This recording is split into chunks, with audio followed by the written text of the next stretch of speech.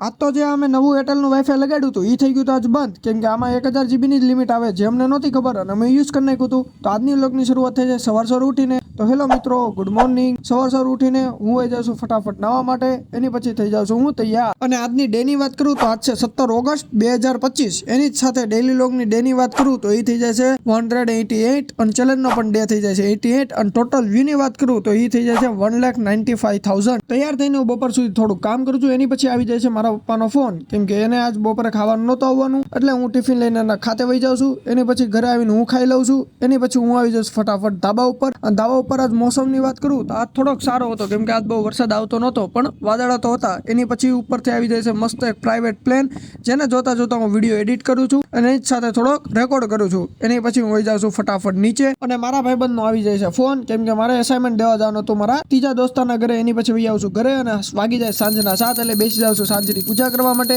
એની પછી બેસી જાઉં છું સાંજનું ખાવા માટે, જેમાં હતી ભાખરી. એની પછી હું નિરાતે વિડીયો એડિટ કરવા બેસું છું, તેટલામાં જ વાઈફાઈ પૂરું થઈ જાય છે. પછી મને ખબર પડે છે આ વાઈફાઈમાં ખાલી 1000 જીબી આવે છે. એની પછી વાગી જાય સાંજના 10 અને હું સુઈ જાઉં છું. જો આજનો વ્લોગ સારો લાગ્યો તો મારી ચેનલને સબસ્ક્રાઇબ, લાઈક, શેર, કોમેન્ટ કરો. એની સાથે મારી ઇન્સ્ટાગ્રામ આઈડીને પણ ફોલો કરી લેજો, જેમાં હું સારી રીલ્સ નાખું છું, એ પણ ફ્રીમાં એડિટ કરીને. જો તમારે પણ કરવી હોય તો DM ફાસ્ટ. Good night.